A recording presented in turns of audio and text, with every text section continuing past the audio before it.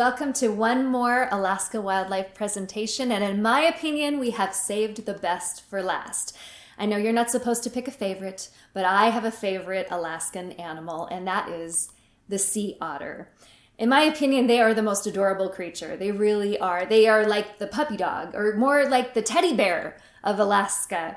And we see them in abundance in the waters of Alaska. So they're an incredible opportunity to see these amazing animals. So let me tell you a little bit about the sea otter. They are members of the weasel family, related to the mink, and of course related to the river otter. The adults, get this, it's a big animal. We think of them as being pretty small, but 70 to 90 pounds on average for an adult male, at up to 100 pounds, honestly. And the females, 40 to 60 pounds, and they can get to almost 5 feet, about 4.5 feet long. Their hind feet are webbed for swimming. They're excellent swimmers. Toes on the 4 feet enable them to deftly handle food, which I'll tell you about in a little bit. And they can spend their entire life in the water. They have very dense, soft fur, and of course this made them very popular with hunters and almost hunted them to extinction. They have the densest hair coat of any mammal, with about 800,000 to 1 million hairs per square inch. Now let me give you a perspective here. Humans only have about 20,000 hairs on their whole entire head, if they're lucky. And this animal has 1 million hairs per square inch. I mean, you can understand why they were so popular and beautiful fur, right? But that fur is very important to them too. They depend on it. They depend on trapping air in that fur to maintain their body temperature. They spend a lot of time grooming themselves. You'll see them, it looks like they're fixing their hair. Well, what they're doing is they're keeping themselves clean and they're blowing air into their fur to maintain that body temperature. Sea otters rely on their high metabolism and their plush coat to keep them warm. So what do they eat? They eat sea urchins, crabs, clams, mussels, octopus, other marine invertebrates, and fish. That's pretty much my diet most of the time. They love anything out of the ocean. They dive to the bottom in 5 to 200 feet down, roll on their backs when they come up, place the food on their chest, and eat it in piece by piece using those forepaws. And get this, sometimes they even use a rock or a stone to crack shells open. This is a really fascinating part of this animal's behavior.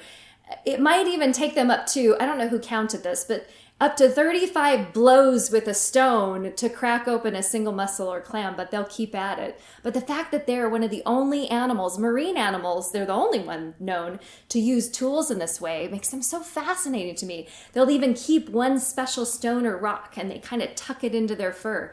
Really interesting behavior. They use other tools as well, which I'll tell you about in just a few minutes. Now, in the wild, sea otters never eat on the land. They require a lot of food daily, like equal to 1/4 of their body weight, but they eat in the water. Now let's get to the cute little baby otters. Oh my goodness. Sea otters mate at all times a year. Their young may be born in any season. However, in Alaska, most pups are born in the late spring, usually just one pup, although twins happen. Otter moms have very strong maternal instincts and they seldom leave their pup except for when they have to dive for food. During travel or sleep, the pup usually rides on its mother's chest as she floats on her back. Oh my goodness. Does it get any cuter than that? Seriously. They're very social animals as well. They're gregarious. They may become concentrated in one area, sometimes resting in groups of fewer than 10, but sometimes up to 1,000 otters in one area. And they like each other. They get along. So what's that other tool I was talking about? Well, that other tool is kelp, sea kelp. So how do they use it? Well, going back to feeding, otters will wrap crabs or other crustaceans in the strands of the kelp to immobilize them and leave them so that on their chest while they eat other kinds and collect prey from the ocean bottom. So it's almost like they're like storing it. They're storing that crab while they can go get more or while they're eating something else. This is how they use the kelp, but that's not the only way. They also use it to rest, to sleep.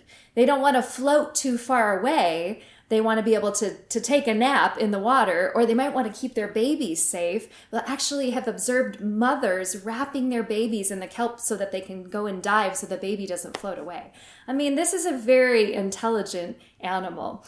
But they use the kelp quite a bit just for that resting period. They'll wrap it around themselves and they'll nap that way.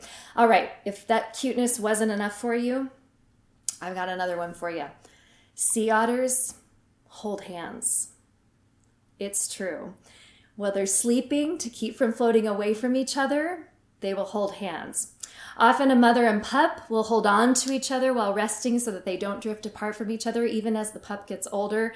And they'll group together in what's called a raft of sea otters, so that they don't drift away from each other while they sleep.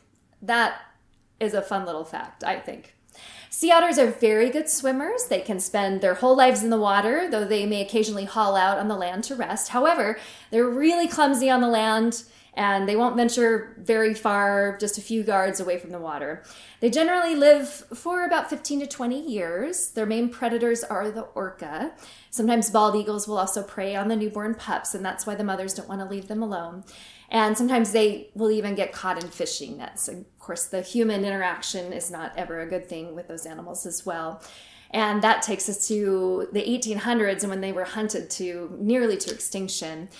Following Bering's expedition in 1741, the Russians took control of Alaska's waters and began trading sea otter and other fur pelts harvested by the Alaska native hunters.